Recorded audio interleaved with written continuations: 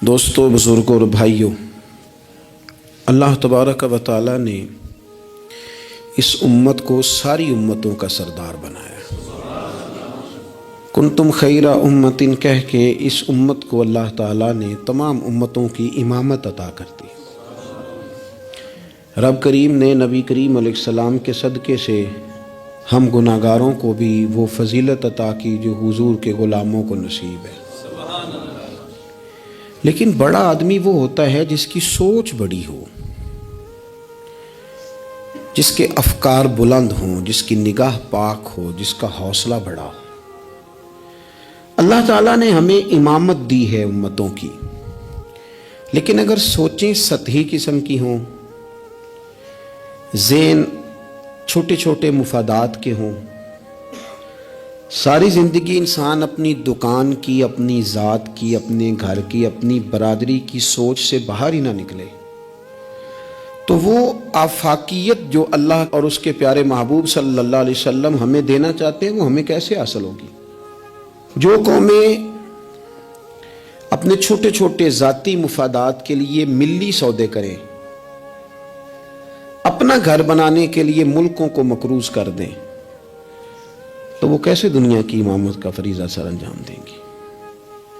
ساری زندگی اگر انسان اس رٹے سے باہر نہ آئے کہ میں کیسے اونچا ہو سکتا ہوں، میرے بچے کیسے آگے جا سکتے ہیں، مال کیسے کما سکتا ہوں، یہ میرا گھر بہت بڑی حویلی میں کیسے بدل سکتا ہے، فیکٹری ایک کی چار کیسے ہو سکتی ہیں، اور کوئی ملی کام ہی نہ کرے، تو وہ آفاقیت جو اسلام چاہتا ہے وہ کیسے پیدا ہوگی؟ اقبال کہنے لگے کہ عجب نہیں کہ خدا تک تیری رسائی ہو، پر تیری نظر سے پوشیدہ ہے آدمی کا مقام۔ تو بندے کو ہی نہیں سمجھ سکا تو وہاں تک تو کیا جائے گا؟ جب تک سوچوں میں وسعت نہیں آتی۔ دیکھیں نا، ڈاکٹر اقبال ہمیں کہتے ہیں کہ بازو تیرا توحید کی قوت سے کبھی ہے، تو وطنوں میں سرحدوں میں اپنے آپ کو قید نہ کر، تو اللہ تبارک و تعالیٰ کا نائب ہے اور خدا کے فضل کا تیرے اوپر سایہ ہے، بازو تیرا توحید کی قوت سے کبھی ہے، اسلام تیرا دیس ہے اور تو مصطفی ہے۔ تو اپنے مذہب کو اسلام جان، اپنے وطن کو، اور تھوڑی بڑی سوچ پیدا کر، تھوڑا بڑا۔ اور اقبال کہنے لگے وقت فرصت ہے کہاں، کام ابھی باقی ہے۔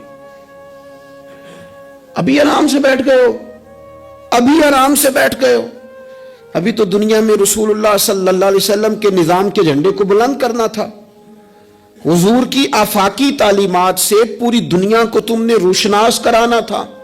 اقبال کہنے لگے وقت فرصت ہے کہاں، وہ کام ابھی باقی ہے، نور توحید کا اتمام ابھی باقی ہے۔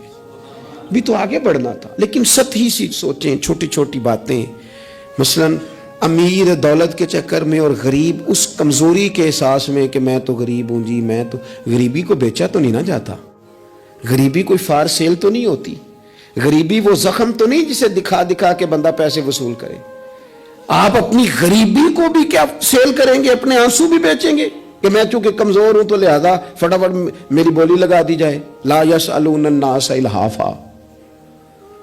قرآن کہتا ہے انہیں بڑی بھی ضرورت ہو تو پھر بھی لپٹ لپٹ کے سوال نہیں کرتے، ان کی سوچیں بڑی ہوتی ہیں۔ وہ کہتے ہیں بندے کیا دے سکتے ہیں، سیٹھ کیا دے سکتے ہیں، نواب کیا دے سکتے ہیں، اللہ رسول سے مانگیں گے۔ ان کی بڑی سوچیں ہوتی ہیں۔ وہ شاعر تھا نا ایک بیچارہ، شاعر ناراض نہ ہو جائیں، یہ بھی بیچارے قابل رحم ہوتے ہیں، ساری دنیا سو رہی ہوتی ہے تو یہ چھتوں پہ پھر رہے ہوتے، کہتے ہیں آمد ہو رہی ہے، تو یہ بھی ایک عجیب بعض اوقات کیفیت بن جاتی ہے۔ تو اس کی بھی حالت کچھ تھوڑی زیادہ ہی پتلی تھی، کپڑے بھی پھٹ گئے، کسی چوک میں مکھیاں بھنک رہی تھی، تو کسی نے سمجھ لیا کہ شاید غریبی بیچے گا۔ ایک بندہ سیٹھ گزرا تو 5 روپے پھینک گیا، تو شاعر اسے کہنے لگا یہ اٹھا اپنے پیسے لے جا۔ کہنے لگا وہ آپ کو اس لیے دیں کہ آپ کو ضرورت تھی، بڑا خوددار آدمی تھا۔ کہنے لگا اگر ضرورت ہوگی تو میں رب سے مانگ لوں گا، اللہ سے مانگ لوں گا ضرورت پڑے گی تو۔ یہ آرزوئے کرم اور میں آپ سے کروں، یہ آرزوئے کرم اور میں آپ سے کروں، یہ بھیک اس کو دیجیے جس کا خدا نہ ہو، میں مانگ لوں گا اللہ رسول مجھے دیتے ہیں۔ خودداری، عزت نفس، بڑی سوچ، بلند افکار، یہ ذات کا جو چنگل ہے نا، اس سے اپنے آپ کو آزاد کیا جائے. میری بات بن جائے، مجھے کو چودھری مان جائے، مجھے کو بڑا مان جائے، کسی کو پتہ چل جائے تعلق ہے، کسی کو پتہ چل جائے فلانے کا نام آتا ہے، کسی کو میں بھئی آپ کمزور ہو جائیں گے، آپ تو بھیک اور خیرات مانگنے لگیں گے عزت کی. آپ کس چکر میں پڑ گئے؟ آپ اپنے ذہن کو بڑا کریں، نگاہ کو بلند کریں، معاملات اس طرح کے کریں. دیکھیں قرآن مجید کیا فرماتا ہے. اللہ کریم نے فرمایا کہ بندوں کی شان یہ ہے کہ وَيُطْعِمُونَ الطَّعَامَ عَلَىٰ حُبِّهِ، وہ لوگوں کو کھانا کھلاتے ہیں پر اللہ کی محبت میں کھلاتے ہیں. کھلاتے لوگوں کو ہیں، پیار پانا چاہتے ہیں رب کا. مسکینم و یتیمم و اسیرا، مسکین کو بھی، یتیم کو بھی اور قیدی کو بھی. کبھی اگلی آیت پر آپ غور کریں نا، فرمائے انما نطعمکم، بے شک وہ کھانا کھلاتے ہیں لوجہ اللہ، اللہ کی رضا کے لیے. لا نرید منکم، اور وہ نہیں چاہتے جزاء ولا شکورا، نہ وہ کوئی جزا مانگتے ہیں اور نہ ان کا دل کرتا ہے کہ ان کا شکریہ ہی ادا کرے. شکریہ کے لفظوں کا تکلف بھی نہیں چاہتے. ولا شکورا، شکریہ کے جملے بھی کوئی بولے انہیں پسند کیوں؟ اس لیے کہ انما نطعمکم لوجہ اللہ، کیونکہ کھلایا جو اللہ کے لیے ہے. پھر کسی کو کہنا میرا احسان مند بن، شکر گزار ہو، یہ بات درست نہیں ہوتی. میرے عزیز تھوڑی سی نا بڑی سوچ، ضروری نہیں کہ آپ سماجی ہوں، سیاسی ہوں، آپ کا بڑا رکھ رکھاؤ ہو، یہ کچھ ضروری ہے. آپ کی سوچ بڑی ہو، ذہن میں وسعت ہو، آپ غریب آدمی ہو بھلے، آپ بات ملی کریں، آپ کو احسار کرنا آتا ہو. میں نے پچھلے جمعے بتایا تھا کہ ایک صحابی نے بھوکے رہ کے مہمان کو کھانا کھلایا. ان کی اپنی حالت یہ تھی کہ ایک وقت کا کھانا نہیں تھا. آپ کے مزاج میں وسعت ہو، مزاج میں. بخاری شریف میں حدیث ہے، نبی پاک صلی اللہ تعالی وسلم کے سامنے سے ایک شخص گزرا. کریم محبوب علیہ السلام نے لوگوں سے پوچھا کہ اس کے بارے میں تمہاری کیا رائے ہے؟ عرض کی یا رسول اللہ بہت وزادار آدمی ہے، بڑا باوقار ہے، کوئی بھی بات کرے تو لوگ توجہ سے سنتے ہیں، کہیں پیغام نکاح دے تو اسے رشتہ مل سکتا ہے، کسی کی سفارش کرے تو قبول کی جا سکتی ہے. حضور زیر لب ہلکا سا مسکرائے اور خاموش ہو گئے. بڑے بڑے سیاسی سماجی لوگ ہوتے ہیں نا شہروں میں، وہ بیچارے مطلب ان کا بس نہیں چلتا، کسی کی منت کریں کہ کہہ 2 دفعہ مجھے چودھری صاحب، گزارش کریں، کسی کا ترلا کریں کہ مہربانی کر 2 دفعہ کہہ دے میں بڑا آدمی ہوں، بول دے صحیح. شیخ سعدی کہتے ہیں جس طرح لکڑی کو گھن کھا جاتی ہے، بڑے لوگوں کو خوشامد کھا جاتی ہے، کھوکھلا کر دیتی، صلاحیتیں ضائع ہو جاتی ہیں، تعریف کا اتنا شوق لگ جاتا ہے، اتنی لت لگ جاتی ہے تعریف کی. تو حضور خاموش ہو گئے. تھوڑی دیر کے بعد ایک غریب آدمی گزرا، یہ بخاری ہے. نبی کریم صلی اللہ علیہ وسلم نے فرمایا اس کے بارے میں تمہارا کیا خیال ہے؟ عرض کی یا رسول اللہ یہ تو غریب آدمی ہے، سادہ آدمی ہے، یہ کوئی بات کرے تو لوگ توجہ سے سنے نہ، پیغام نکاح دے تو کوئی اسے رشتہ بھی نہ دے، اور حضور یہ سفارش کرے تو قبول بھی نہ ہو. ایک بندہ پہلے گزر گیا جس کے بارے میں یہ تھا کہ بڑا جناب، لوگ اس کو جانتے ہیں، اس کی بات سنی جاتی، سفارش مانی جاتی، پیغام نکاح دے تو رشتے ملتے. اس کے بارے میں بالکل دوسرا مترادف اور الٹ تبصرہ کیا گیا، یا رسول اللہ یہ غریب آدمی ہے، اس کی وہ وزاداری نہیں. اب نتیجہ حضور نے بیان کرنا تھا، رزلٹ نبی پاک نے دینا تھا. حضور فرمانے لگے وہ جو تم نے کہا نا کہ بڑا وزادار ہے اور سفارشیں مانی جائیں اور پیغام نکاح قبول کیے جائیں، فرمایا اس طرح کے بندوں سے زمین ساری بھر بھی جائے تو پھر بھی یہ جو غریب گزرا ہے نا، یہ ان سب بندوں سے زیادہ افضل ہے. آپ کا کیا خیال ہے کہ نام کی تختیاں زیادہ لگی ہوں تو بندے کا روب زیادہ ہے، اس نے بڑے افتتاح کیے ہوں تو اس کا روب زیادہ ہے؟ تو میرے عزیز آپ بڑی سوچ، وسعت والی، بڑا کلیجہ، بڑا حوصلہ. نبی پاک صلی اللہ تعالی علیہ وسلم نا بڑی باتیں ارشاد فرماتے تھے. حضور کی کوئی ایک حدیث بھی، کبھی ایک حدیث پر بھی غور کرو گے تو عالمی سوچ ملے گی آپ کو، آفاقی بات، اس میں دنیا کی ساری حکمتیں پنہا نظر آئیں گی آپ کو. لیکن مسلمان اپنی گلی سے باہر نہیں آتا، اپنی برادری سے باہر نہیں آتا. اس کو یوں لگتا ہے کہ میرے گھر پیسے آ گئے نا، ایسی ہوا چلی ہے کہ ہر شخص سوچتا ہے اور تمام شہر جلے، بس ایک میرا گھر نہ جلے. حالانکہ سارے جل گئے تو کس کے ساتھ زندہ رہے گا؟ بستیاں اجڑ گئیں تو کدھر جائے گا؟ آپ اپنی مزاجوں کے اندر وہ وسعت لائیں، وہ بڑائی پیدا کریں. اٹھ باندھ کمر کیوں ڈرتا ہے، پھر دیکھ خدا کیا کرتا ہے. दरवेश ने लिखा है, वो कहते हैं एक शख्स ने ना, बस तमसील समझाने के लिए होती है ना मिसालें, एक शख्स किसी चीज की तलाश में था, वो चीज पहाड़ों पे मिलती थी, पहले भी कई लोग गिर गए, समझ लें कोई फल था, कोई जड़ी बूटी थी, कोई चीज थी, पहाड़ बड़ा ऊंचा था, वहां से मिलनी थी, ये भी गया उसकी तलाश में। तो ये जब एक पहाड़ पे चढ़ा तो ढलान थी, पांव फिसल रहे थे, इसने हिम्मत नहीं आ रही, इसने ना कुदाल पकड़ा, सामान पकड़ा लोहा काटने का, इसने वो पहाड़ काट के तो वहां 50-60 सीढ़ियां बनाई। फिर अगले पहाड़ पे गया तो वहां भी पैर फिसलते थे, ढलान थी, चढ़ा नहीं जा सकता था, उसको भी काटा, 50-60 सीढ़ियां बनाई। तीसरी पे गया तो उसको भी काटा, सीढ़ियां बनाई। अब बड़े जमाने लग गए, कमजोर हो गया, बूढ़ा हो गया, मौत का वक्त आ गया। किसी पूछने वाले ने कहा कि तुझे मिला क्या? 3 पहाड़ काट के तूने सीढ़ियां बनाई, तू पहुंच सका नहीं, मिला क्या? कहने लगा तुम्हें पता ही नहीं मैं कामयाब कितना हुआ हूं। मैंने अकेले ने वो चीज नहीं पानी थी, उसको पूरे शहर की जरूरत थी। जहां तक मैंने बना दिया है ना, अब जो सफर शुरू करेगा इसे अगला सफर शुरू करेगा। और मैंने 3 सीढ़ियां तो जिंदगी में बना दी है ना, 3 तो मैंने बनाई है, अब जो सफर शुरू करेगा वो इससे, और मैं कामयाब होके जा रहा हूं, मैंने अपने हिस्से का काम कर दिया, मैं यही कर सकता था।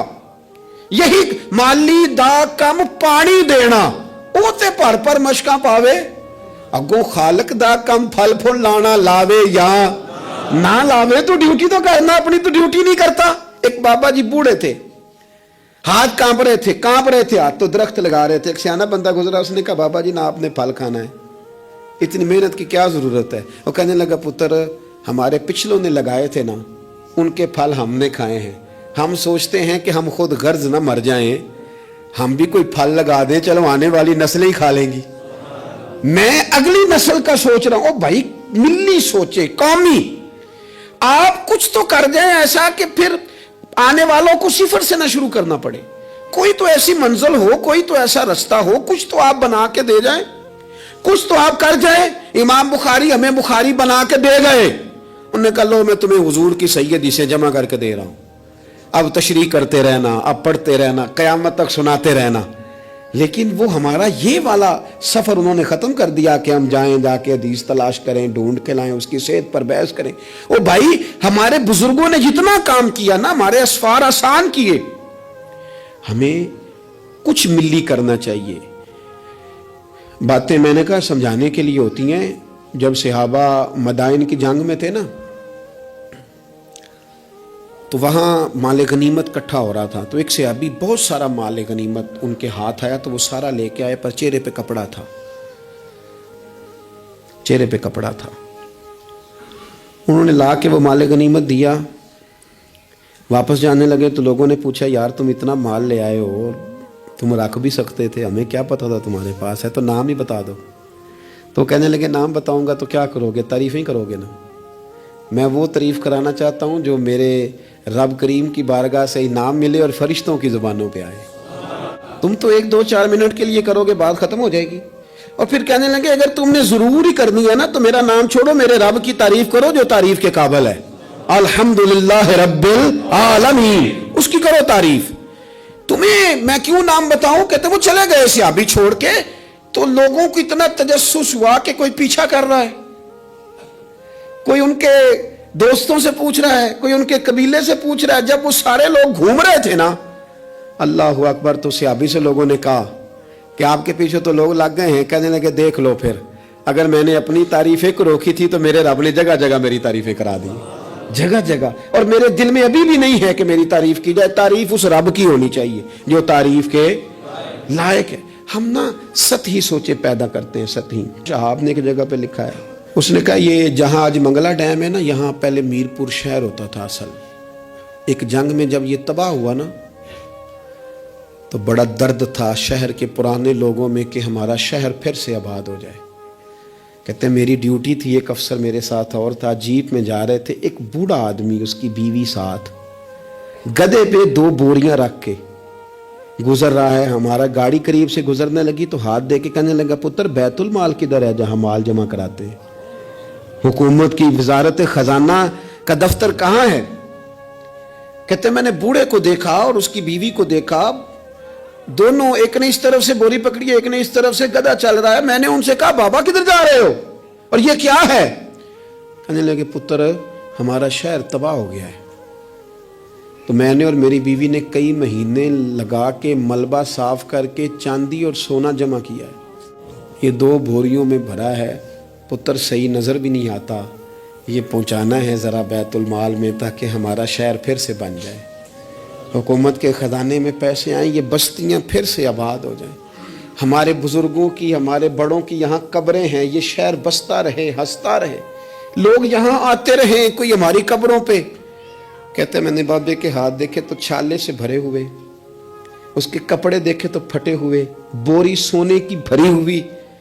कहते मैं रो पड़ा। मैंने कहा तेरे कुर्बान जाऊं, तूने इतनी मेहनत की है घर बनाने के लिए, नहीं शहर बसाने के लिए। ओ भाई कोई शहर बसाने को भी तो मेहनत करे ना, कोई मुल्क बनाने को भी तो मेहनत करे ना, कोई दीन के आफाकी पैगाम और आफाकी कदरों की बहाली के लिए भी कोशिश करे ना। सतही सोचे तमाम शहर जले बस एक मेरा घर ना जले। कोई ऐसा काम, कोई ऐसा मामला, कोई ऐसी चीज जो आफाकी हो, जो बड़ी हो, आपकी सोचें अगर थोड़ी सी भी वुसअत पैदा कर दे तो अल्लाह ताला उसमें आपके लिए बरकत पैदा कर देता है। आप थोड़ा सा ज़ौक़ पैदा करें, थोड़ा सा। मेरे अस्सा फरमाया करते थे मदरसों के बच्चों से प्यार करते रहना, खुदा अपने बच्चों पे वैसे ही रहमत करता रहेगा। किसी गरीब की अश्कशोई करते रहना, घर का चराग खुद ब खुद ही जलता रहेगा। सोचें छोटी हैं, सतही हैं, हमारा मुफाद छोटा है, हम उसके अंदर वुसअत लाने को तैयार नहीं होते, छोटा लालच बर्पा करते हैं, हुजूर बड़ी सोच देते। सुराका बिन मालिक कहते हैं कि अबू जाल ने कहा कि 100 सुर्ख ऊंट मिलेंगे जो हुजूर को माज़अल्लाह गिरफ्तार करेगा। मैं 100 सुर्ख ऊंटों के लालच में गया और मैं हुजूर तक पहुंच गया। वो तो हुजूर ने हुक्म दिया तो जमीन ने मेरे घोड़े के पैर पकड़ लिए, अंदर धंसते चले जा रहे थे। कहते मैंने कहा कि हुजूर मैं 100 सुर्ख ऊंट के लालच में आया हूं। उस जमाने में सबसे बड़ी सल्तनत कैसर रूम की थी और उसकी जो शय सबसे ज्यादा मशहूर थी वो सोने के कंगन थे। जाहिरी तौर पर बड़ा बादशाह और बड़ी चीज हाथों में। आप खास गौर करें मैं क्या कहने लगा हूं। ओ संगियो, वो कहते हैं मैं आया था 100 सुर्ख ऊंट के लिए। तो हुजूर मुझे फरमाने लगे तू 100 सुर्ख ऊंट के पीछे में है और मैं तेरे हाथों में किसरा के कंगन देख रहा हूं। ओ भाई इससे बाहर निकल, अब तू 100 सुर्ख ऊंटों से, ये भी कोई बात है? इतना छोटा मुफाद रखने का क्या मतलब हो? आप अपनी जिंदगी में बड़ी और आफाकी सोच पैदा करें। इमाम गजाली कहते हैं तू बांटने का ज़हन तो बना, खुदा तुझे बांटने की तौफीक भी अता कर देगा। ज़ौक़ तो पैदा कर, लेकिन नहीं, छोटी छोटी बातें, थकी थकी बातें, कच्ची कच्ची बातें, कमजोर कमजोर सहमे सहमे से लोग। ओ हालात के सहमे हुए लोगों को बता दो हालात बदल जाते हैं, कोई एक जैसे नहीं रहते। हर वक्त कमजोर बात करनी और हर वक्त जनाब अंदाज। हजरत सैयदना इमाम ज़ैनुल आबिदीन बड़ा बांटा, उन्होंने सोच बहुत बड़ी थी, यानी आफाकी मिजाज के लोग, ऊंचे कद का मिजाज, ऊंचे रवैये। एक बंदा आपके पास आया तो उसने आके कहा हुजूर मैं भूखा हूं, मुझे खाना चाहिए। तो इमाम साहब ना ऊंची ऊंची आवाज में रोने लग गए, रो पड़े, दर्द के साथ रोए। फिर घर गए, खाना थैले में बांध के सामान लाए और ला के ना दीवार के साथ रख दिया। उसको बुलाया, कहने लगे फलानी दीवार के साथ मैंने खाना रखा है, उठा के ले जा। आपके साहबजादे कहने लगे अब्बा जी एक तो रोना आपका मेरी समझ में नहीं आया, लोग सवाल कर ही लेते हैं, और फिर ये कि आपने दीवार के साथ रखा था उसे दे देने में क्या हर्ज था। तो इमाम साहब फरमाने लगे पुत्र रोया इसलिए हूं कि यार वो भूखा था और मुझे पता ही नहीं था, पता नहीं कितनी भूख सह कि उसे कहना पड़ा है। दर्द आया है कि खुदा सवाल करेगा कि तेरे पड़ोस में बंदा भूखा था, उस गली में भूखा था, तुझे पता ही कोई नहीं था। रो पड़ा हूं कि मुझे खबर होनी चाहिए थी। और वहां इसलिए रखा है कि हमेशा लेने वाला हाथ देने वाले हाथ से छोटा होता है, लेने वाला हाथ नीचे होता है, देने वाला ऊपर होता है। आप फरमाते हैं मेरी तबीयत नहीं मानती कि किसी मोमिन का हाथ मेरे हाथ के नीचे आए। ये सारे हाथ शानों वाले हैं, लिहाजा मैं हाथ से पकड़ाता ही नहीं। मैं किसी की नजर क्यों झुकाऊं, क्यों किसी को इस तरह का करूं कि उसकी नजरें झुक जाए मेरे सामने कि मुझे इसने दिया है और वो शुक्रगुजार बने। मैं ये काम اس کسی نے کہا تھا نا کہ یوں تو ہر ایک کو شیطان سے ڈر لگتا ہے اور مجھ کو اس دور کے کچھ انسانوں سے ڈر لگتا ہے، اور جس کی ہر بات میں پوشیدہ ہو نشتر کی چبھن، ایسے ہر صاحب احسان سے ڈر لگتا ہے۔ جس نے احسان کر کے پھر نشتر چبھنے، اس سے ڈر آتا۔ فرمایا میں نہیں چاہتا اتنی بڑی سوچیں جب لوگوں کی ہوتی ہیں تو پھر میرے بھائی انداز اور ہوتے ہیں۔ کچھ لوگ ایسے ہوتے ہیں کہ وہ پہلے قوم کا درد رکھتے ہیں،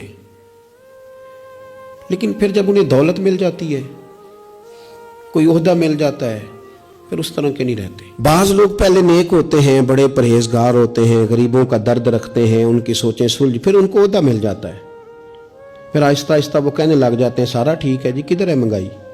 کچھ بھی نہیں۔ جب بندہ جب تک کرائے کی گاڑی میں سفر کرتا ہے تب تک تو وہ کہہ رہا ہوتا ہے کہ کتنا کرایہ بڑھا دیا آپ نے، 5 روپے اضافہ کر دیا، اور جب وہ اپنی گاڑی میں بیٹھے پھر وہ جو بس کے پیچھے ہوتے ہیں وہ بیوقوف نظر آتے ہیں۔ کیا ہوں اب تو اس کے پاس پجارو ہے، اس کو کیسے وہ لوگ اب بھلے نظر آئیں گے؟ لیکن وہ بھائی ابھی بھی ہیں کچھ گھر جہاں رات کو یہ ڈسکس ہوتی ہے کہ شادی آ گئی ہے ملتان تو کرایہ کہاں سے پورا کرنا ہے، کرایہ تھوڑا ہے لہذا بچے رہنے دو، خود چلے جاتے ہیں، وہاں کچھ دینا دلانا بھی پڑے گا۔ ابھی بھی ہیں لوگ جو بیچارے ادھار پکڑ کے بیاہ پہ کرایہ لگاتے ہیں، لیکن جب سوچ کسی کی وہ رہتی نہیں۔ عبد الملک بن مروان بڑا نیک کہلاتا تھا، فقہا میں شمار ہوتا تھا، اتنی مسجد میں بیٹھ کے عبادت کرتا تھا کہ اس کو حمامت المسجد، مسجد کا کبوتر کہنے لگ گئے لوگ۔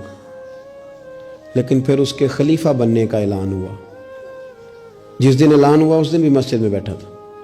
پھر اس نے قرآن مجید رکھ کے نا الماری میں، تو کہنے لگا لگتا ہے اب میری اور قرآن کی جدائی ہونے لگی۔ پھر وہ یہی شخص تھا جس نے حجاج بن یوسف جیسا ظالم آدمی گورنر بنایا۔ یہ وہی تھا جس کے دور حکومت میں حضرت عبداللہ بن زبیر جیسے لوگ شہید کیے گئے۔ بس وہ کیفیت ہی نہیں رہی، منصب مل گیا، عہدہ مل گیا تو ختم ہو گئی بات۔ لیکن کچھ لوگ حضرت عمر بن عبدالعزیز کی طرح کے بھی آئے، اتنا قیمتی لباس پہنتے تھے کہ دنیا عش کر اٹھتی تھی، لیکن وہی عمر بن عبدالعزیز تھے کہ جب خلیفہ بنے تو پھر انہوں نے کہا اس طرح کا پہنوں گا جس طرح کا میری رعایا کا غریب آدمی پہنتا ہے۔ بیوی سے کہنے لگے مجھے رکھنا ہے کہ مال دولت رکھنا ہے؟ اس نے کہا آپ کو رکھنا ہے۔ وہ ایک خلیفہ کی بیوی، ایک بادشاہ کی بہن، ایک بادشاہ کی بیٹی تھی، پر سارے زیور خیرات کر دیے، غریبی کی زندگی گزاری۔ کچھ لوگ نہیں بدلتے، کچھ عہدہ آ گیا، مال آ گیا، روح بھی بدل گیا، کہانیاں ہی اور ہو گئیں۔ یعنی گاؤں سے آ کر پڑھنے والے بھول ہی گئے کہ کس کی ماں نے کتنا زیور بیچا تھا، پھر ان کے حالات ہی بالکل تبدیل ہو گئے، انہیں پتہ ہی نہیں ہم کیا تھے۔ سنو نا، حضرت صدیق اکبر رضی اللہ تعالیٰ عنہ کچھ بچیوں کا دودھ عصر کے وقت جا کے دھو کے آیا کرتے تھے، ان کو دیتے تھے۔ جس دن خلیفہ بن گئے تو ایک بچی نے آ کے پوچھا حضور اب وہ بکریوں کا دودھ کون دھویا کرے گا؟ تو آپ فرمانے لگے کیا خلافت مجھے خدمت خلق سے روک دے گی؟ وہ کام میں اپنی آخرت کے لیے کرتا تھا، کرتا ہی رہوں گا، میں نہیں بدلوں گا، میں وہی ہوں حضور کا غلام۔ بلکہ کنز المال میں ایک روایت تو ایسی ہے کہ کلیجہ منہ کو آتا ہے، ایک اونٹ گم ہو گیا مال غنیمت کا، سیدنا فاروق اعظم اونٹ ڈھونڈتے ہیں، کبھی ادھر بھاگتے ہیں، کبھی اور میری ذمہ داری ہے، مجھ سے قیامت میں سوال ہوگا، اور یہ مسلمانوں کا مال ہے، میں اس کا امین، ادھر بھاگتے ادھر بھاگتے ادھر بھاگتے۔ ایک شخص نے کہا حضور آپ بیٹھ جائیں، کسی غلام کی ڈیوٹی لگائیں، 24 لاکھ مربع میل پر حکومت، علم بھی، فضل بھی، تقوی بھی، اور سب سے بڑھ کر عمر وہ ہیں جن سے اللہ بھی راضی، رسول اللہ بھی راضی صلی اللہ تعالی علیہ وسلم۔ حضرت عمر سے کہا بیٹھ جائیں، غلام کی ڈیوٹی لگائیں۔ حضرت عمر نے رخ پھیر کے دیکھا اور اس بندے کی طرف دیکھ کے کہنے لگے میں بھی تو ایک غلام ہی ہوں۔ کیا ہوں میں؟